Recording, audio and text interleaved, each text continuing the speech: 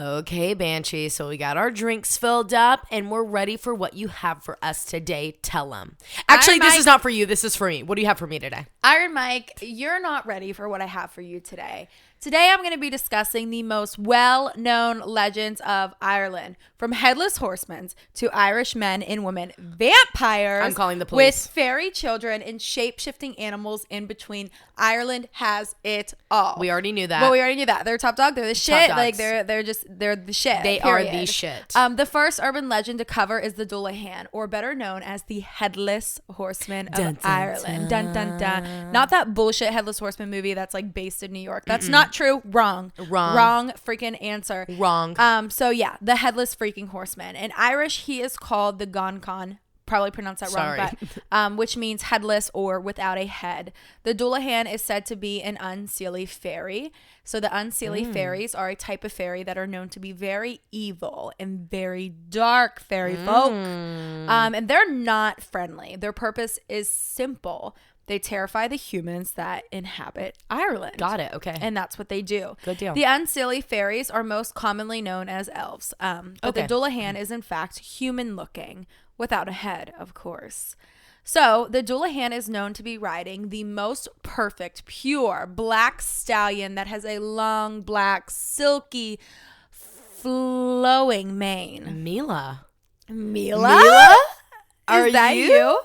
He dresses in an all-black robe and carries his head under his arm. Oh. And the head, you guys, or not you guys, the head, Iron Mike. Yeah, shut up, guys. The fucking head is said to constantly have a sadistic smile. Nope. Calling 911. Calling the Garda. And the eyes on the head are constantly moving in search for its next victim. Oh, no.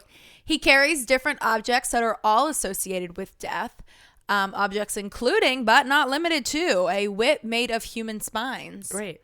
Skulls that have lit candles inside of them. 100%. And sometimes a wagon that's carried behind the horse that is made of human bones and smells of rotting flesh. Seems really easy to tote around with you. Right. Really sensible. So unlike our queen, the Banshee, who warns people of death by her screams, the dullahan is the one that is the bringer of death, and he is the collector of souls. He appears in the dark, and wherever he stops riding, a person is due to die. Morgan shows up first, and then the headless horseman comes. It said he calls out a person's name, pulls the souls from the victim, and then that person will immediately drop dead. Oh, shit. So basically, the dullahan equals the Grim Reaper. Dun, dun, dun. And I'm thinking maybe that like Banshee and the dullahan are like they fuck. Co-workers, and they're fucking. They're fucking. Exactly. They're like, fucking. I think the Banshee's like, well, I'll warn them, but like also like if you do see the dullahan, can you give him my number? Because like he blocked me. Yeah, like we matched on Tinder and we can't get back in contact because he blocked me, but his dick was good. Yeah. He's got no head. And he blocks her because she's warning people that he's coming. And which head are we talking about he's holding? Right. Oh, shit. Is this Call Her Daddy or is this Grace and Crimes? The legend of the dullahan roots from Celtic mythology. He is said to be the embodiment of a Crumdub who was a fertility god. Oh. And the Crumdub, I know I'm mispronouncing that, and I am so sorry, demanded blood sacrifice in the form of decapitation. Oh. For those who wish to be fertile. I'm pretty much convinced that decapitation means like the cutting of a dick. In my mind. Nope, it is the head. Why? Decapitating them. I know, but I get that, but it's like, why does that make sense? Why do we have to chop someone's head off to get pregnant? It's just like blood. He needed blood to give them their fertility that they wanted. The fertility. To give them the fertility they wanted, and his favorite sacrifice was the cutting off of a head. Got it. I mean, I'm here for it. But of course, this bringer of death, fertility god, the worship that was going towards him was ended when Christianity came to Ireland. Got it. So if you are ever out late in the countryside of Ireland and you hear the sound of a horse trotting up your way, the only way to protect yourself is with, what do you think? Think of St. Patrick's Day. What do you think will protect you from the headless horseman that's not a Guinness beer? Jameson. Gold. Gold Gold is the only thing that can protect you from the dullahan. Your life can be spared by giving the dullahan even the slightest bit of gold because, well, he is an evil fairy elf after all. Oh, that makes sense. Really does. I kind of fuck with him. We know he's fucking with you because you're the right. Banshee. Like, I'm Banshee, and I think that this man might be my one true love. I think he's your twin So flame. if you're out in Ireland, Charlotte, and you see the dullahan, just like, let him know. Slide him the Instagram. It's at morg.m double the G. No. It's at Banshee double the E. It's at Banshee loves Dullahan. The Dullahan's girl. You can hit my, what is it called? What? Oh my God. On everybody had theirs was like Surfer Cali girl. Yours is Banshee Girl 102. Yeah, I'm Banshee Girl 102 double the freaking E. Bitch. Double the E, bitch. Yeah, I kind of like him. I love him. So, Iron Mike, before I get to my next legend, I think there was something that you wanted to talk to me about. Yeah, I have something to tell you guys. No, not you guys. It's me. Morgan. Banshee. Sorry. Everybody get off of this podcast if you're listening. This is a FaceTime call between me and Banshee. Exactly. Iron Mike and Banshee are on the phone. Get out.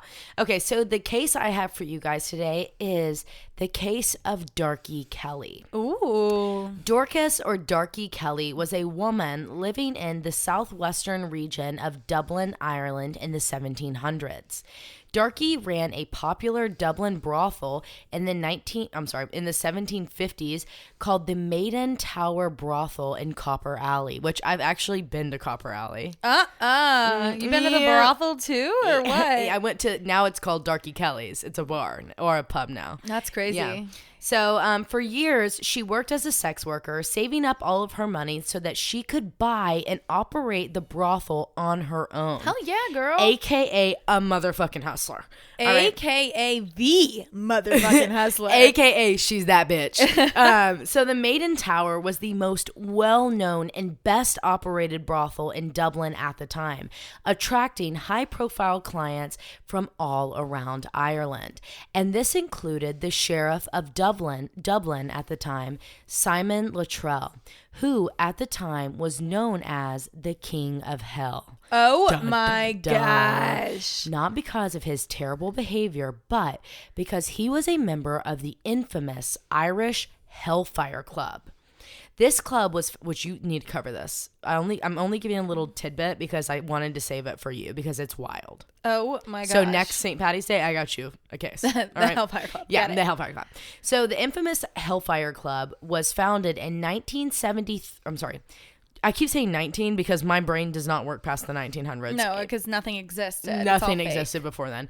1735 by Fake. Richard Parsons, who was known for practicing black magic. Oh. The members of this club would meet in various locations around Dublin, where they would get high as fuck on a variety of drugs, get drunk as fuck on tons of alcohol, and then they would just have tons of sex with like sex workers. All right. So obviously Fair enough. they were partnering with the brothels. Right. You know what I mean? So anyways. The yin and yang kind of stitch. Yeah, literally. But this was an extremely secretive club, and the reason why is because it was actually a satanic cult. Oh shit. Fuck. I wasn't ready for that. Nope. Where But the Hellfire Club kind of sound like call, I'm not gonna lie. Yeah, it just kind of sounds like cool at first, and then you're like, this doesn't sound right. Right. But the president or the leader of the club was named the King of Hell. Oh. AKA why? the sheriff at the time was the leader. Who was constantly going to this brothel. No. So stick with me now. Okay, it gets crazy. Sheriff's getting down and dirty. Yeah, he's a Satan. He's literally Satan. So the King of Hell, which was the leader, president / sheriff of Dublin at the time, they would dress as Satan, wearing horns, wings, and hoofs. Wait, God, we did this last week. Hoofs. Hooves. During these meetings, they would hold black masses, which I didn't know that this was a thing, but basically it's like satanic masses versus like if we were going to go to like a Catholic mass. Oh yeah, and you think we know that because we literally have a conspiracy, paranormal, and true crime podcast, but nope, I didn't know. I'm getting a little scared. I thought you said this was an easy episode. I promise we're gonna get there, okay? So they would hold these like black masses where they would sacrifice cats, fucking rude, and unacceptable servants, which at the time would have been sex workers. Also fucking rude. Also fucking terribly rude. I mean, honestly, fuck the cats at this point. Why are we sacrificing humans still? 1735, what are we doing? Right. Get it together. Get it together. So bad. But the reason they did this was in hopes that the devil himself would attend their meetings. Dun, dun, dun. Dun, dun, dun. One of the most prominent legends about the Hellfire Club was one night when one of the members was playing cards at like a table full of members, and a stranger entered the room, but no one said anything to him. So he sits down at the table and they begin playing their cards when one of the members that's sitting beside the stranger dropped one of his cards on the ground. He bent underneath the table to grab it, which is when he realized that the stranger's feet were not human feet. They were hooves. Hooves. I can't ever say that word right. AKA, the devil himself showed up. No. Literally no. So, AKA, like I said, the devil showed up. Yeah. And that is like the most infamous story of the Hellfire Club. They're like, the devil came, but he didn't do anything. He just like left. And him and his hooves walked out the door. Oh. So back to Darky Kelly. Why do they have the legs of a horse? I don't get it. Is it horse legs or is it goats? Goats. That's what it is. Is it or rams? Like it reminds me of the guy off of Narnia. Oh shit. Yeah. But he's nice. He's a friend. He's right. nice. And he like sacrifices himself. Yeah. What's his name? He's going to sacrifice himself. No. Run, no. Okay, sorry. We'll get back to the case. So, they notice that he has hooves, whatever. So, the years before Darky Kelly owned the brothel, she was actually the main sex worker and extremely looked up to by the other women that worked there. Also meaning that she was the sex worker that slept with all of the, or not even slept with, worked with all of the high profile clients. Okay. So when she purchased the Maiden's Tower, she would see these clients only these clients. Like, and that one client that she would agree to see was actually the Sheriff of Dublin, aka the King of Hell, aka Simon Luttrell. AKA Satan. Yeah. So since Simon Luttrell was the only man that she would see at the time, when Darky found out she was pregnant, she knew exactly who the child belonged to. Satan. The King of Hell. And Mr. King of Hell had a reputation along with a wife and children of his own. So this was not something that he wanted to get out. So then he accused her of witchcraft, saying that she had come to him asking for the rights to get an abortion. Which fucking, we really have to ask permission. Still today. And yeah, in 2022. still today in 2022. Like, you fucking serious? Especially in Texas. Yep. Texas. Get it together. We're going to come for you. So she comes to him and asks for an abortion. And she says like, oh, I just got pregnant. But he's like, oh, it's not mine. She got pregnant just by working. So he's not claiming that it's his, but he refuses, telling her that like, no, I can't approve you to get an abortion. So she leaves all pissed off. Well, the next time he sees her was at a pub and she was no longer pregnant and drinking. So then he accuses her of killing her child by a satanic ritual of sacrifice. And she was then forced to be hung on the streets of Dublin, the main street of Dublin, by the way. And when she fell unconscious, but like not hung to kill her, like hung to knock her unconscious, they lit her on fire because she was a witch. What the fuck? What the fuck? 13 of the Maiden Tower sex workers that were her friends and her employees, accused of witchcraft, took her body back to the brothel where they had a wake for her. And because of this, they all ended up being arrested. I figured. And thrown into prison. And that is the legend of Darky Kelly. But Banshee, it doesn't end there. Because on a radio show in Dublin, on Dublin South 93.9 FM, on the 250th anniversary of Darky Kelly's death in January of 2011, the Evening Herald, along with Phil O'Grady, a researcher, went through all of the newspapers from the time in the National Archives and found the true story of who Darky Kelly was. Oh, I'm so into this. The name of this radio show is No Smoke Without Hellfire. Oh, it's such a great name. That should have been the name of our podcast. Are you kidding me? And the true story of Darky Kelly was not that she was a witch at all, but she was, in fact, a serial killer. What? I just got chills. Making Dorcas, Darky Kelly, Ireland's first serial killer, and she was a woman. Hell yeah. Hell yeah, bitch. Not really, but hell yeah. Like, hate it, but love it. Love it. Love a little it, bit. but hate Like, it. girl for So in a newspaper article that was written by the Public Gazetteer, I don't know, from 1760, the article discusses the murder of a local shoemaker from Copper Alley named John Dowling, who was murdered on St. Patrick's Day in 1760. And the woman who was accused of his murder was Dorcas Darky Kelly. But she claimed that she was pregnant at the time, so she would not be able to be hung and burned for her crimes. But then medical professionals were brought in by police at the time, and it was proved that she was lying about being pregnant, which is when she was hung and burned at the stake. And it was true that her 13 friends took her body and had a wake and they were arrested. But after this, the Maiden's Tower brothel was searched in an attempt to shut it down, which is when, below Darky Kelly's room, they found the bodies of 5 other men. Oh, shit. None of these sex workers would ever speak up about the remains that were found, and they continued to stand by Darky's innocence and wrongful death. But later, it was speculated that these bodies, along with John Dowling, who she had murdered and gotten accused of, well, maybe she did it, maybe she didn't, I don't know, were actually proof that Darky was a protective and fearless protector, sorry, I typed that wrong, of her workers. Because she is that bitch, and always and forever will be that bitch, because the legend is that she would kill the men who would cross all of her workers.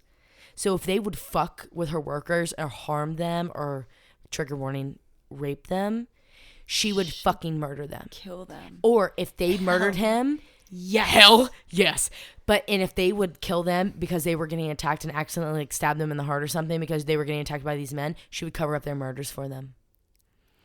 I love her. Uh-huh. So how did this legend get so fucked up? Where's Simon Luttrell in this? Was it really his baby this entire time? What's the story? Is he Satan? Is he Satan? Is the ongoing yes, question. he was the king of hell. Imagine and in the being Hellfire Club. Hey, Daddy has to go to work, and his kids are like, "Where are you going, Daddy?" He's like, "Oh, well, you know, I'm the king of hell. He's got going to club." He's got his outfit on where he dresses up like Satan himself. Okay, so how did these get twisted? How did these get crossed? Where does Simon Luttrell's story come in? So, years after Darky's death, Simon Luttrell's son, Henry, was actually accused of harming and, trigger warning, raping one of the women in the brothel named Mary. The Maiden Tower brothel's owner at the time and the other women working there had witnessed Henry doing this to one of the workers, who then tried, Henry's family, Simon, tried to sue the owner of the brothel for letting this happen to one of her workers. What? Which is when the judge or whoever, the officials or whoever was working the case at the time in the 1760s, God, who knows? It was probably the priest at the time. The sheriff, actually. Literally, who knows? Receives a letter writing out the full circumstances of the events that happened that night and explaining that Henry deserved to be held accountable, which was signed by Darky Kelly, a.k.a. whoever wrote this letter was threatening to kill Henry. But despite all of this, the woman, the owner of the brothel, and her entire family was arrested and charged with the, trigger warning, rape of this woman that worked there. Oh my God. And from my understanding, that's all from my understanding, but from my understanding, now that brothel the main tower is Darky Kelly's club. But the reason why I say from my understanding is because there's like different reports on it that people say like, oh, this wasn't the tower of it. But I've been there and I saw it on the wall. So I saw the plaque on the wall.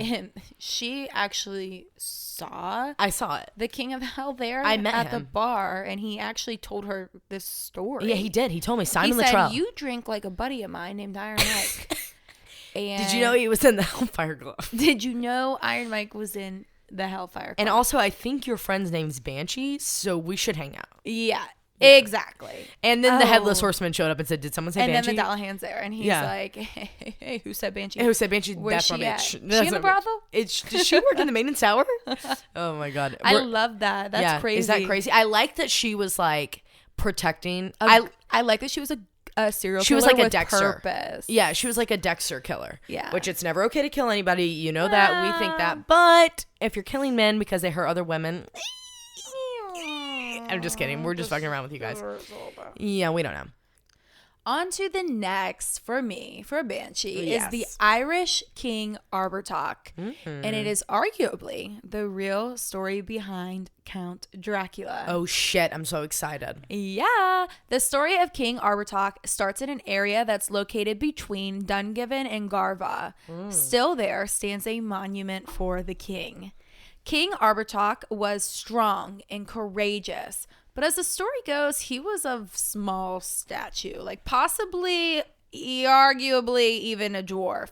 He was an incredible warrior, but he was freaking evil. Oh, shit. The king was a renowned wizard who would carry out evil deeds using his black magic, resulting in his own people fearing him. And the king was also a jealous man. He was super overprotective of his wife. And then one day he began to grow suspicious that she was committing adultery, that she was cheating on him. So the king did what most men would do in this situation. He spied on her. One night he attempted to follow her. While being sneaky, of course, he climbed out of his castle window.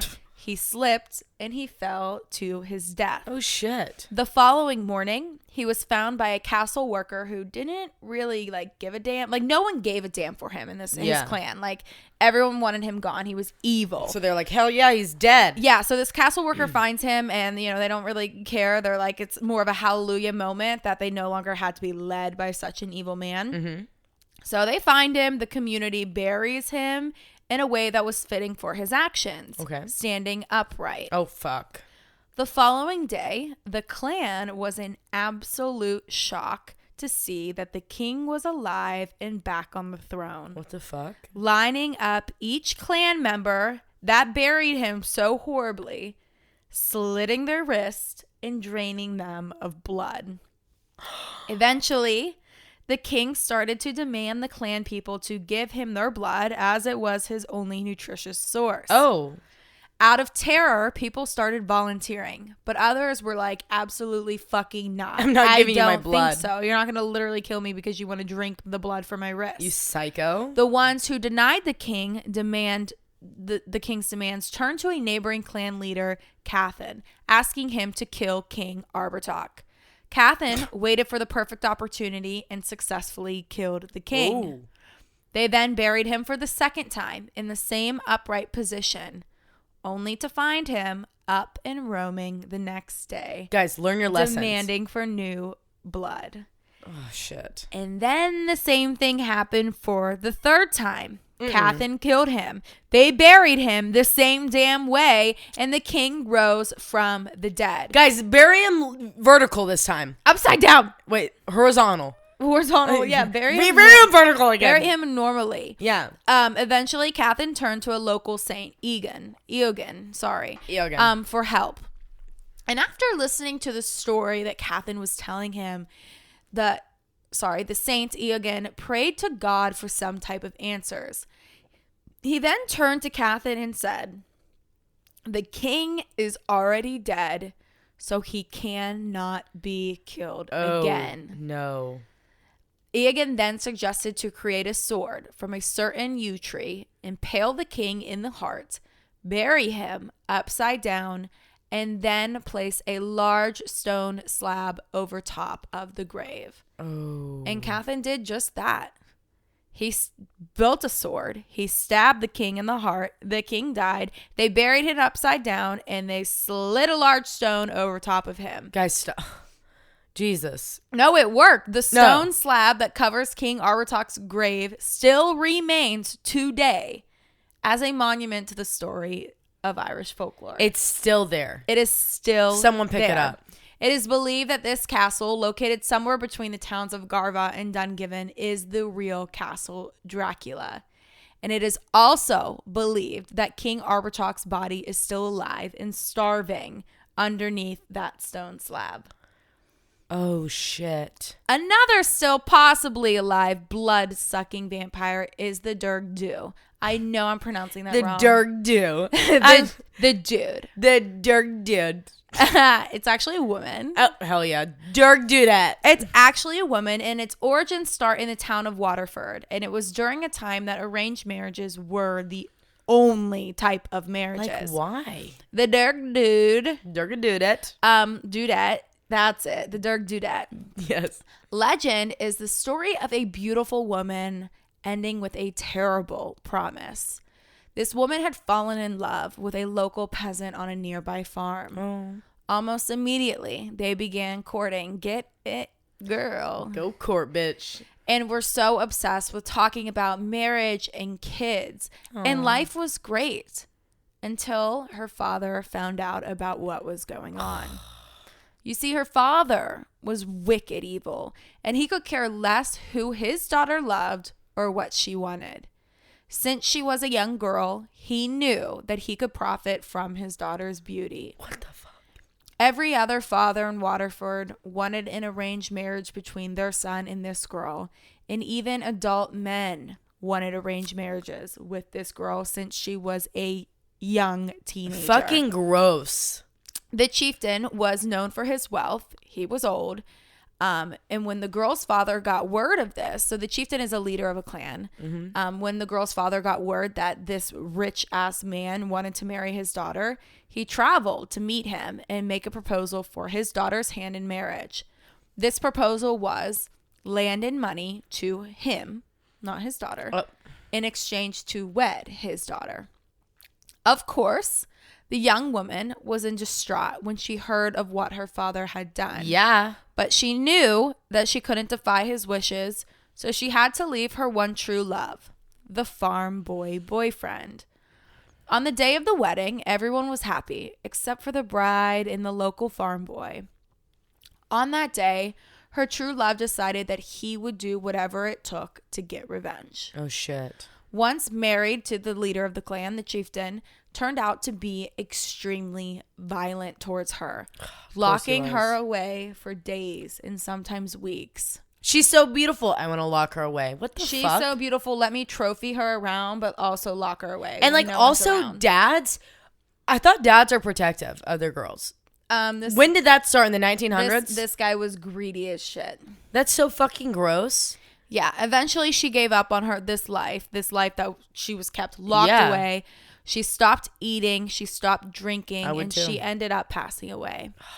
Her father, sitting on a mountain and loads of money, wasn't bothered with his daughter's death, which is so fucked up. That is so fucked up. And then, to make matters worse, the chieftain, her widowed husband, was remarried only weeks later. Are you shitting me? The only person that grieved this poor woman was her one true love, and he visited her grave every single day. Stop, the farm boy. I know. The spirit of this woman was so filled with rage that she was never really put to peace. Oh, God. Her spirit aimlessly would travel around the area and search for vengeance. I would too. Eventually, she made it to her father's home. Oh, yeah. And while he was asleep, his daughter's spirit killed him. Fuck yeah. Her next stop that night was the home of her evil husband. When she got there, she found him in bed with numerous women. What the fuck? And this is where the vampire part kicks in. Dun, dun, dun. She killed him, knocked him dead, and then proceeded to suck the blood from his body. Yeah. Hell yes, bitch. You go, girl. I would have probably locked him in the closet before I did all that. Yeah, I would like let him sit in there for like a week. I would probably like take a little bit of blood, let him sit in there and just like wither. Yeah, and then I would like come back and get like a little bit more and a little bit more. One day we're going to get into trouble and the FBI is going to listen to us and be like, really? You guys didn't kill your husband? Because you said this on March 11th, if 2022. You didn't get this already, guys, this is a how-to podcast. Not this is not us telling you cases. This is Annalise Keating's How to Get Away with Murder. Exactly. We are teaching you how we would exactly and get away with it. This is exactly how we would do it. We would probably, our spirits would aimlessly go to our husband's bedroom. We would bedroom, terracete a boss and if he was having a giant orgy with a bunch of women, oh my God, I would probably also knock him dead, suck him.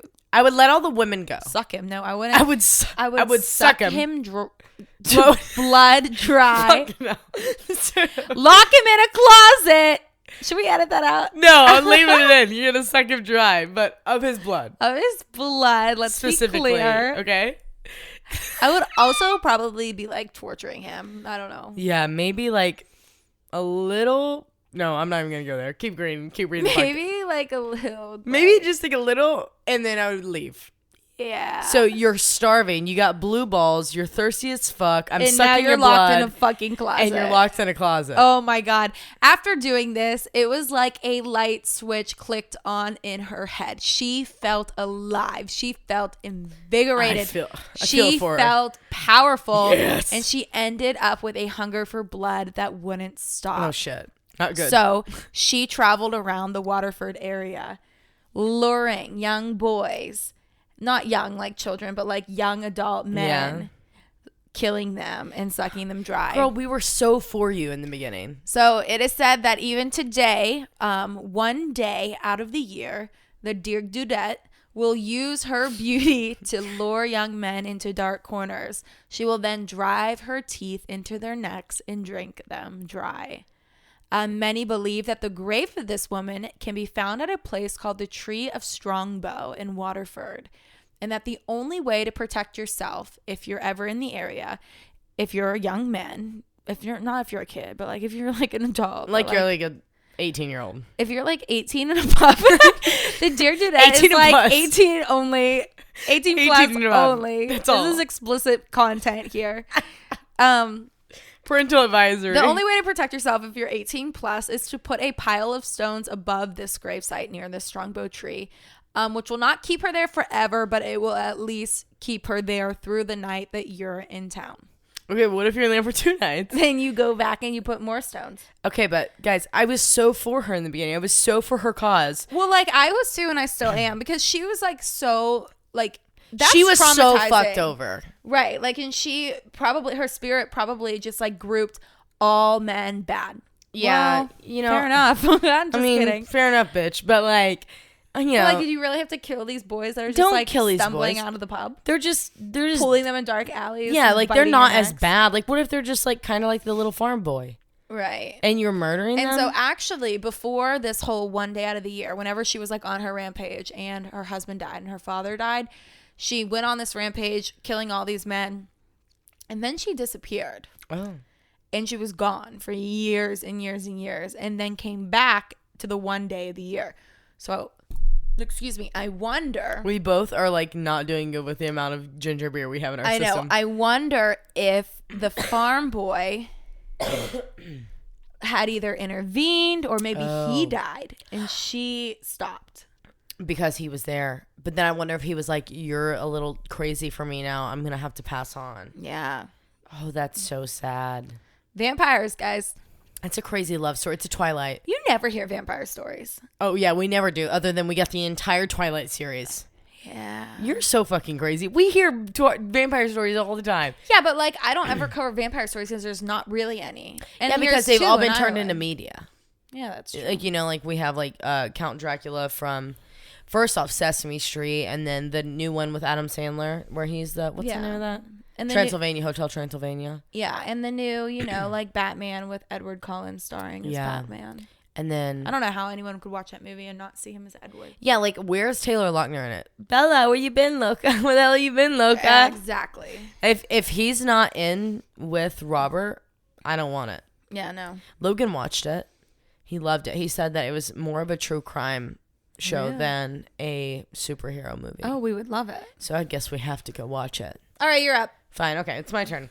So guys, the next case I have for you today is it's a breaking news story. Like, just happened like in January of 2022, but it's like sad, weird, fucked up, funny if you are into dark humor. Like, I don't know. I'm worried. Yeah, I'm worried about it, but I've listened to like 7 other podcasts, but they're all like Irish podcasts, like people in Ireland. So I know they have like a different. First off, everybody in Ireland's like dark humor as fuck. Right. You know, but like, and I kind of align with that, but it's not like dark humor. It's sad, but it's weird, and it's like a true crime case. I'm just going to give it to you, and just bear with me. Don't hold this against me ever. Okay? Oh, God. We're going to get held against. Yeah, I know. So on January 21st, 2022, literally a month and a half ago, 2 men, 40-year-old Declan Honey, Declan H. and his friend Gareth Coakley, good Lord, entered a post office at around 11:30 a.m. in Carlow, Ireland, which is in the southeastern region. Declan was looking to collect a pension payment for his uncle, 66-year-old Peter Doyle, who is a retired painter. However, the employee at the post office told them that in order to collect this pension, Peter would have to be there and sign for it in person. So Declan and Gareth agreed and left, walking back to Peter's house, which was less than half a mile away. So like it said 500 meters away. So not that far. So they walk back, and this is actually where Declan lived, and he had been living there for a little while, taking care of his Uncle Peter. So moments later, Declan and Gareth returned to the post office with Peter in tow.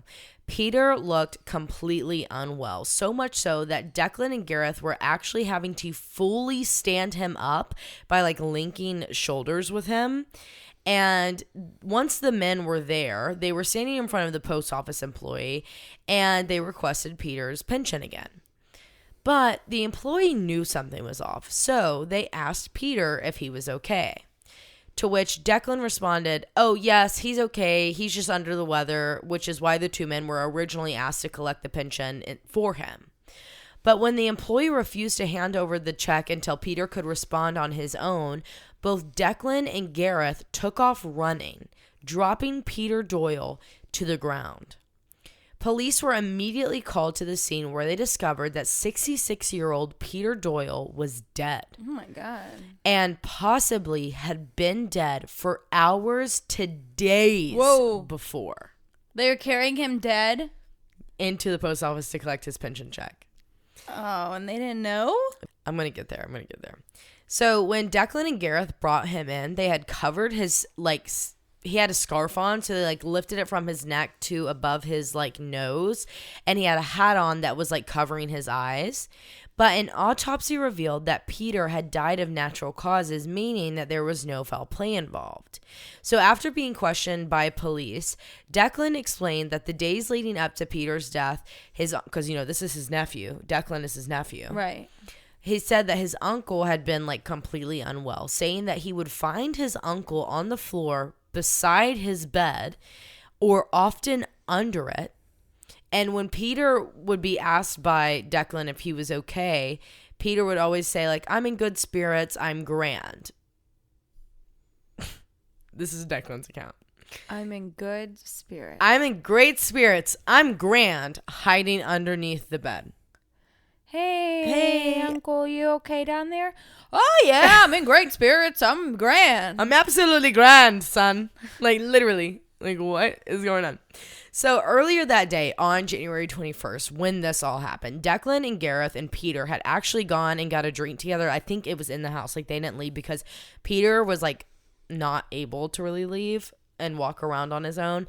And they had, like, had a drink, watched TV, and then Declan was asked to go get his pension check for his uncle.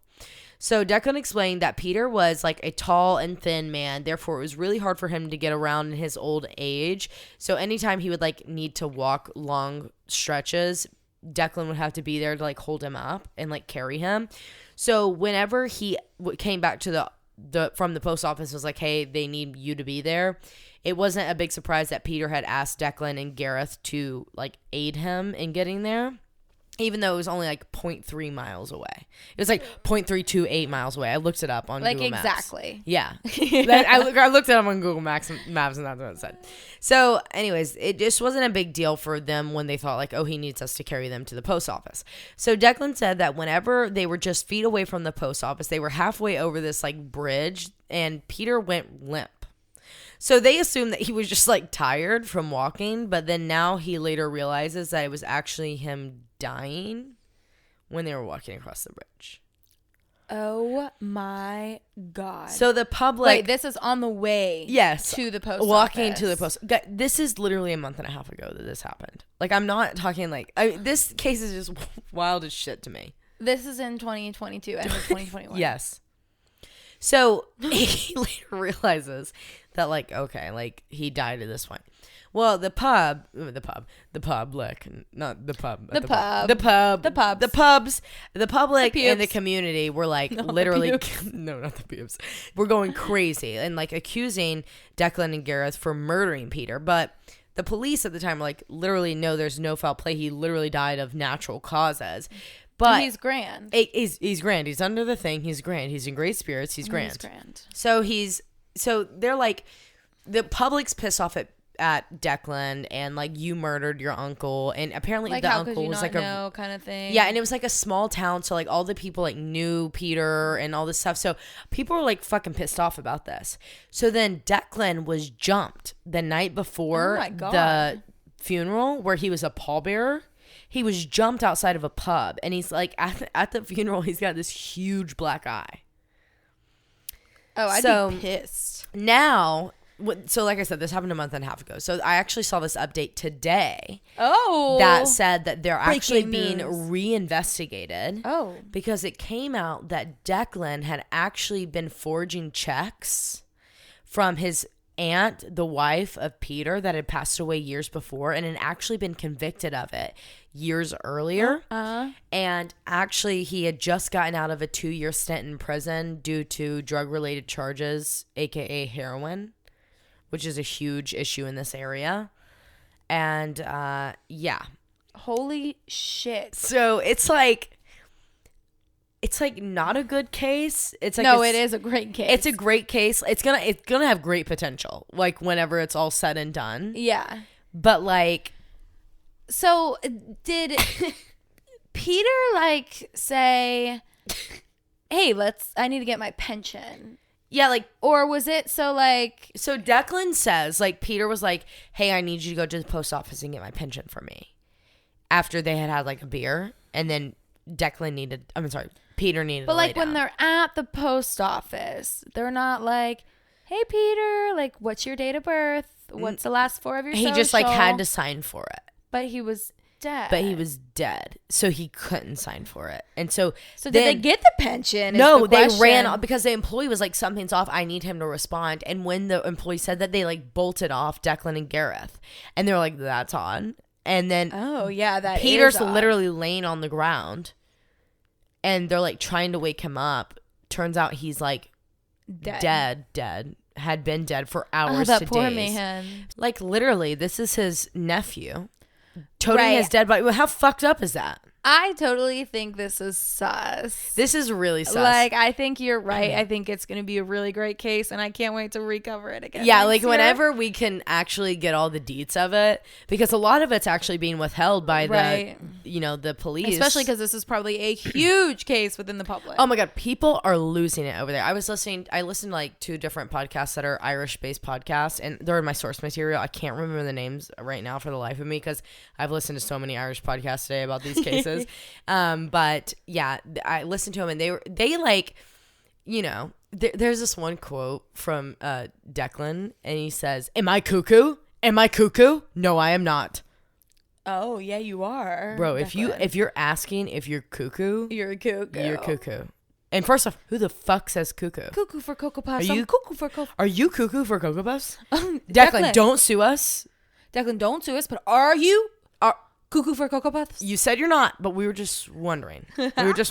So yeah, this is like a breaking case. I would love to eventually cover it once it gets done in full. We'll come back to that. But like, I love that. I do want to give credit. Where I heard it was on Weekly Creeps podcast. Ooh. And it's kind of like a smaller podcast. It's ran by a couple, and one's from Ireland and one's from the US, and they were visiting home when they recorded this. And the reason why they found this case is because the grandfather of the Irish man that's on the host of the podcast, grandfather like handed him this newspaper when he came back, and they were like hugging each other, and he was like, "Here's the case for you, son," and like gave him this case from a newspaper article. And so anyways, I wanted to give credit for them. One day. Literally, that is literally gonna be us when our grandkids come over. Like, did you see this conspiracy case that happened last week?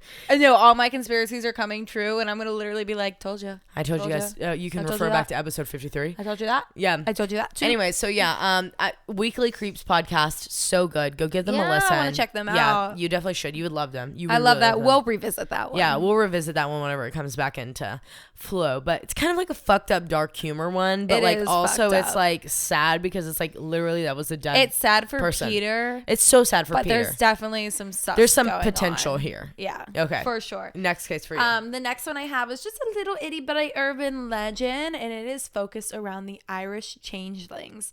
So a changeling is described as a fairy child, although most are not children at all. Fairies are known to love human children, and they often have the urge to actually kidnap one for themselves. No. These children would then be raised by fairies and live out their own lives in the fairy realm. But, of course, they would be found out if multiple children were constantly being reported missing. Right. Therefore, when they abduct human children, they swap them with with a changeling or a fairy child. Got it. The changeling will then morph into an identical replica of that child, as well as mimic that child's actions. Most of the time, changelings are actually fairy adults that are pretending to be a child. Oh, shit. And humans eventually can pinpoint a changeling because these changelings are said to exhibit physical deformities as a result of them struggling to imitate human form. Okay. But of course, these deformities don't happen until after like pubescent years. So like into adulthood is when these deformities come to play. What are the deformities? Just like physical ones, like your one arm doesn't grow, like I don't know like exactly, but like physical deformities, like, so like noticeable obvious deformities that you didn't have as a child, but all of a sudden you are getting as an adult. Okay, got it. And changelings are also usually standoffish and have trouble fitting in. So fairies do this for a number of reasons, not just because they want a child of their own. Some fairies actually want a chance to live a normal human life here in our realm. Oh. So they swap places. Got it. Other times, fairies will observe the human family and decide if they're like taking good care of that child. And if they fail this test that the fairies put on the humans without the humans knowing, they will then take that child to give it a better life. Aww. And rarely, very rarely, because there are dark fairies out there, these fairies will switch them as a prank. So there's no reason that they do this, just because they're like super jokesters, you know? Oh yeah, just like little assholes. Changelings can never return back to the fairy realm, but the humans that are stuck in the fairy realm that were abducted at birth can eventually come back to our world if they wish to at a certain age. And this is the craziest story ever. They have been rumored to even replace adults. So it's not just children, but also adults. Oh, shit. And the stories are extremely disturbing. For example, in 1895, a woman named Bridget Cleary, who was 26 years old, was still childless. She had been with her husband, Michael, for over 10 years by that point, but was constantly feeling empty because however hard she tried, she couldn't bear him the children that they both wanted. Aww. Besides that, she was an easygoing, polite, and quiet woman, and what she most enjoyed were her long walks around a nearby and local fairy fort. That's what they called it. Okay. Michael noticed at one point that Bridget, his wife, became a little bit more outgoing. Like, she was always this quiet woman, and then there was a kind of a little bit of shift in personality. And he noticed that Bridget was different. And he was loving it. Okay. She thought that, he thought that this child thing isn't holding her back. You know what I mean? Yeah. Like, cause I thought you meant like he was like tired of her before. No, like he was just like really seeing her like get back to like getting back to her youth and like exactly innocence. Because the last 10 years she's been trying to have children. Yeah, and that's like traumatizing. Exactly. For any woman. So she was just filled with so much joy and everything was really perfect. Until one day, during a nasty winter storm, when Bridget fell ill. Oh no. Her husband immediately left on a horse to get the town doctor, but he couldn't get out to treat Bridget for at least a week. What kind of town doctor is that? What the fuck? Hey, yeah, I see you here at my house, but I'll get there in a week. Yeah, what? So Michael trotted on back to his house, and he watched as his wife fell sicker and sicker each day for 7 days straight. Aww. He was trying to treat her on his own using herbal medications, but nothing seemed to be working. We love a holistic queen. Exactly. And then that's when Michael was convinced that the sick woman in front of him was not his wife. Convinced that she had made a deal with the fairies to live in the fairy realm so that she could bear children. Convinced that his wife left his world on one of her walks to the fairy fort. Oh, fuck. Convinced that the woman he had been taking care of was not a woman at all. She was a fucking fairy. But a changeling. He immediately went to the extreme conclusion that he needed to cast this changeling out through exorcism. No. Yes. And he did just that. After a week went by, the town doctor finally made his way to the home where he found Bridget's body burned Fuck. and buried in a shallow grave. That's not an exorcism. This motherfucker burned his wife. That's not like an exorcism. At the stake, probably. Where did we get mixed in translation? That is not an exorcism. Yeah. I think he was just to the point where like he was literally like losing it. That's not my wife. Like, I want whoever this is out. But, like, I think he was totally mistaken. I think he was, too. I don't think his wife went to live in the fucked fairy up. realm. I think she might have just been healing. I think her inner child. Was healing, and she was spending more time outdoors, and she was just really, like, it's been 10 years. And like, then she just got sick because she was outside and it was cold. And then, yeah, a huge storm came. She falls ill. And she's probably got depressed because she couldn't go outside. You're treating her with your herbal medications in the 1780s that maybe you aren't really peyote. Maybe you're giving her poison ivy. Like, I don't know. Like, you know what I mean? You're like, I've got all the. It's like me when I was little in the forest, like mixing up potions. I've got all these herbal healing things, and they're like, drink it, mom. Fucking dirt. Mom, look, I made medicine. Yeah, you're mixing worms. That's fertilizer. Bashing worms into mud. It's like cow shit. Yeah. So he burned his wife because he thought that she was a changeling. Are you shitting me? Yeah. I'm calling 911. I know. Me too. But the whole fairy thing, I know I didn't talk about it much on this episode, but we talked a ton about it last year. Oh, so much. It is really interesting. A whole year. We've done 2 St. Patty's Day episodes. I know. It's crazy. I can't even think it's been a year. Stop. Everybody shut up. But the fairy thing, really, though, it's interesting. Like, it's like, so interesting. You know, like the whole gift giving, don't ever give them gifts. Or or don't ever accept their gifts, or they're going to want something in return. And, like, they're very mischievous, and, like, I kind of believe in them a little bit. But like, they're not like fairies that like you see like Tinkerbell. Like, it's not like that. And I also believe in like changelings. Yeah. And not just because there's a whole true crime case about them that I will cover in the future. But because that kind of makes sense. Right. You know what I mean?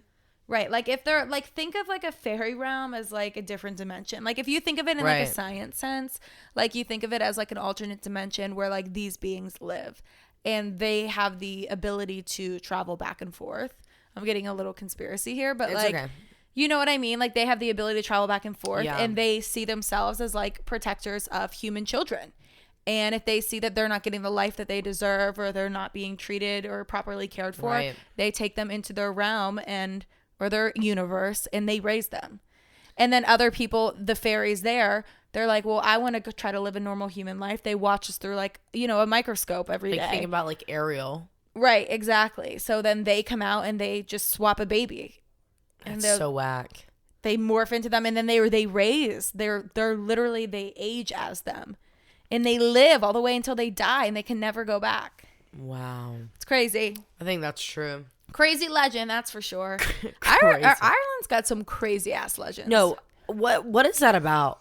Like, really though, what is it? Just because y'all are amazing storytellers? Yeah. Or is maybe it probably is that. Yeah. We're gonna be known as legends because we're amazing storytellers. We are legends. Except for they couldn't fucking pronounce anything to save their lives. Yeah, they'd be like, we don't know what this word is in that story from back in 2021, but something. No.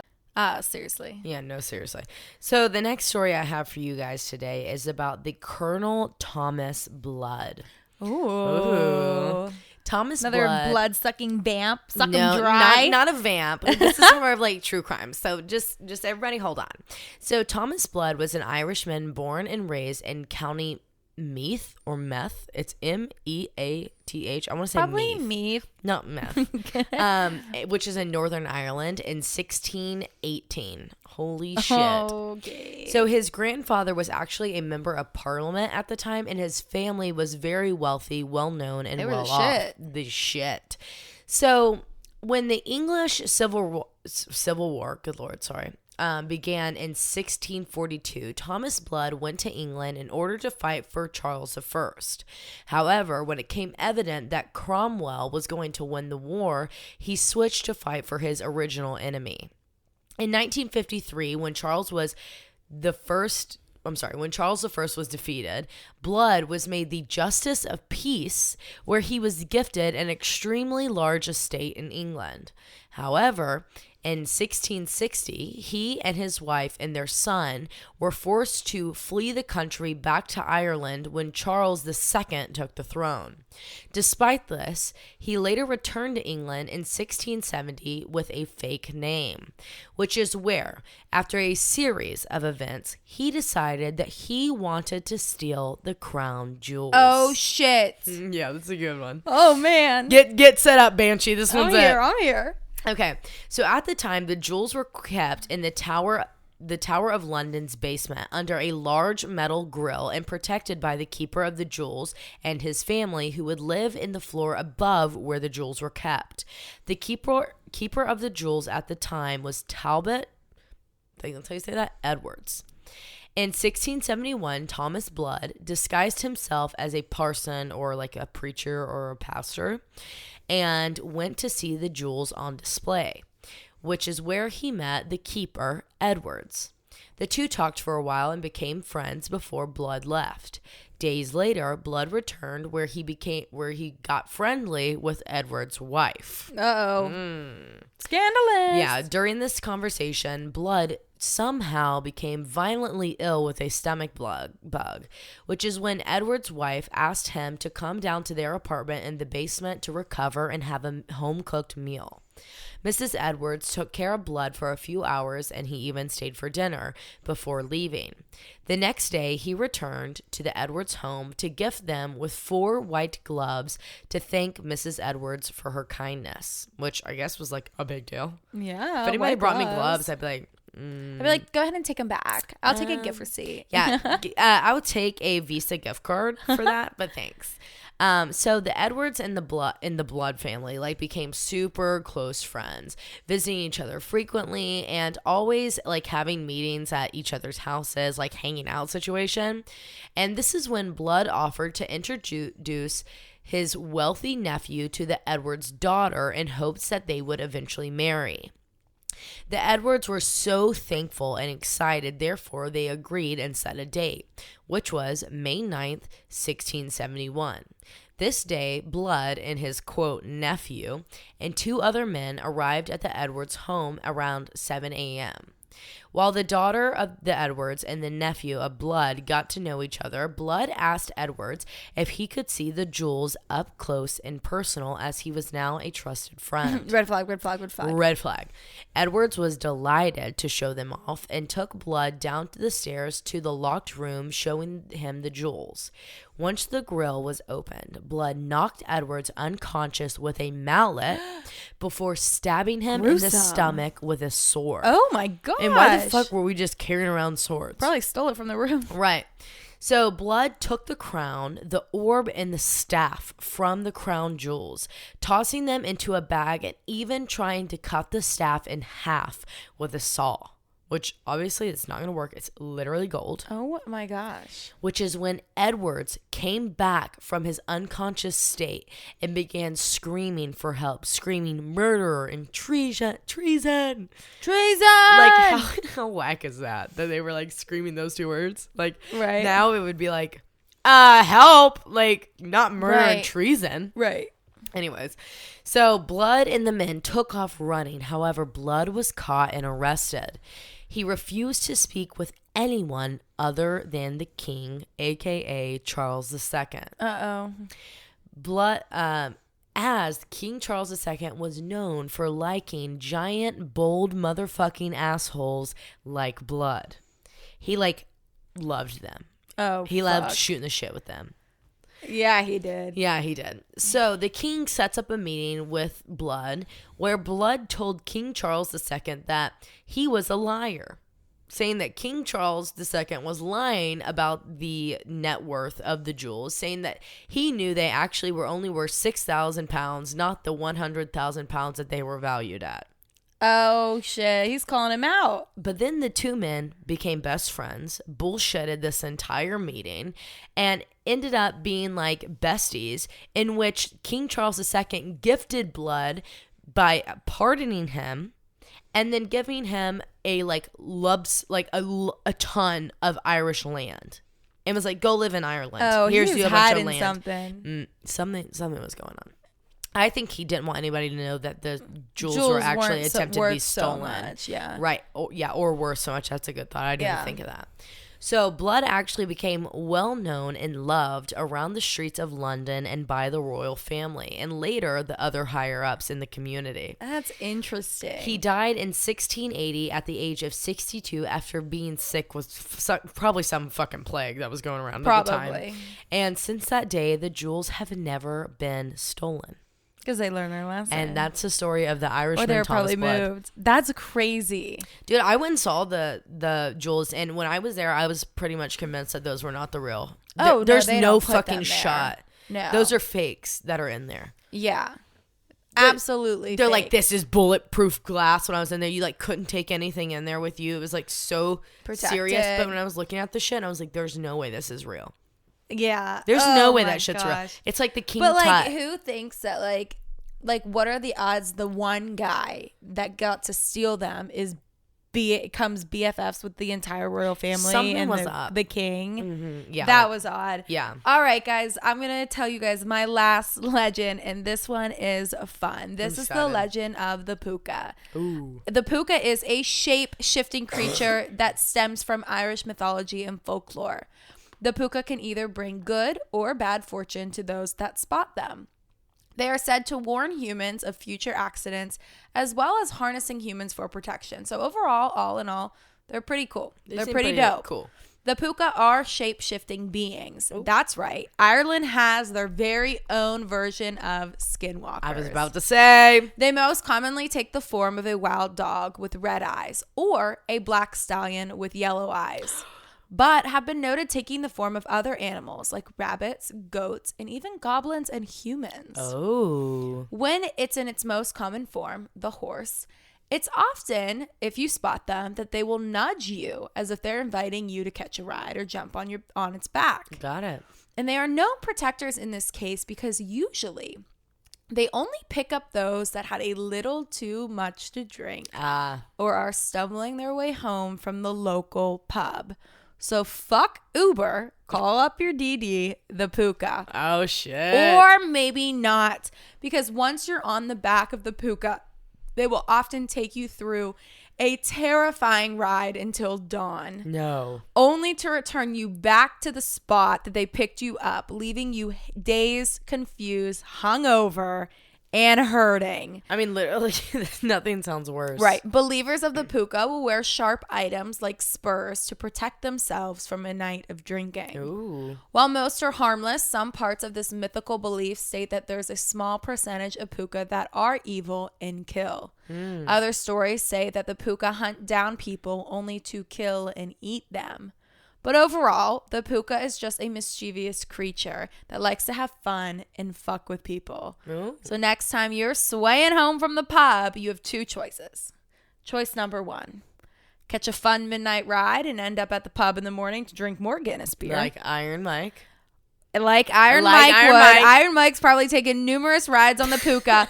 Or choice 2, call an Uber and wear your spurs, your sharp objects on your body. But then it's like you come into the bar and they're like, no weapons in the bar. And you're like, no, this is to protect me from the Puka. This is like people actually do that though. Like people actually wear their Why spurs. didn't no one tell me? Actually, guys, if you know one thing about me, if I'm in a different country. I'm thinking it's more so like the local pubs that are out in the countryside. Got it. Because if you know one thing about me, if I'm going out in a different country, I have a pocket knife on me. And farmers also that have land out there, they'll also lay down like almost like an offering of like food. Not like food, but like grass, like graze, you know what I mean? Got it. Like a pile of hay, I don't know, whatever some they hay use. out there. And that'll stop the Puka whenever they're taking their midnight ride, terrorizing the human that's on their back. They'll stop them from going into their yard. Got it. Okay. So they leave offerings every night. People wear spurs on their shoes and wear sharp objects, and I don't know. Have you ever seen the movie? The show Sharp Objects with Amy Adams? No, is it about the Puka? No, it's not at all. It's just a great show. You just reminded me of it. Like, if you guys have never watched it, you're gonna want to drink whiskey. I hate Sharp whiskey. Objects. Drink whiskey. Why whiskey? It's just they drink so much whiskey in it. You think you want whiskey. Like the entire time. I hate whiskey. Well, I like Jameson, but like Jack Daniels hate it. We like Jameson on occasions. Yeah. And today is that okay? Only in March do we like it. But anyways, if you've never seen it, watch it. But dude, do we want an Uber or do we want a Puka? And why don't we start a pickup taxi service called the Puka? Stop. With horses. Trademark. Don't horses fuck with because that. Gas is expensive. Yeah. That's what it is. That's what we're doing. So Iron Mike and Banshee walk into a bar. Banshee gets hit on by the dullahan. The dullahan then hates Banshee because she warns people of the bringing of death. And he wants to be a surprise. The deer druid is cornering a young boy in the corner. And we're like, about ready to suck their blood. Like, bitch, please stop. We want to be for girls, but like, stop. The king Arbor Talk, he's, buried away. He's under that rock. He's upside down. Iron Mike wants to go fuck with that rock, though. The changelings are swapping people in and out of the bars, and when it's time to leave, the Puka picks up and takes everyone home. Yeah, really, it's an Uber. Legends are crazy. I fucking love Ireland. I can't wait till me and you can go someday together. We'll do a live show. Ireland, if you're listening, we're coming to do a live show. Yeah. They're going to hate us. Yeah, they will. Because I'm covering Iron Mike if I'm going to Ireland. Oh, yeah. They Sorry. all know the story. You've heard it once. You're going to hear it again. Yeah, you know all your legends, but I'll tell you them all again. Yeah, one more time. And if we fuck up a name, you fix it for us during the live show. Yeah, just holler it out. Oh, my God. Holler it out. What if our first live show was in Ireland on St. Patrick's Day? That would be amazing. Are you fucking serious? We're going big. Go big or go home. Go baby. big or go to Tennessee. Go big or go to Tennessee. Anyway. I love St. Patrick's Day. Guys, I'm kind of worried that this might be our very last crazy St. Patty's Day special. No, we'll see. I'm afraid I've run out of cases. Like fun cases. The only other ones are like sad. Then we do sad. We can do one and I'll just go first and then you bring it home with something good. Something crazy. They're all crazy. Yeah, great cases. Oh, I don't want this to be our last one. Well, it's not. So I don't know why we're talking like that. Anyway, if you're driving, slow the fuck down. If you got it, wait. If you're drinking. Wait, start again. If you're driving, slow the fuck down. If you're drinking, don't fucking drive. And remember, this is totally fucked up.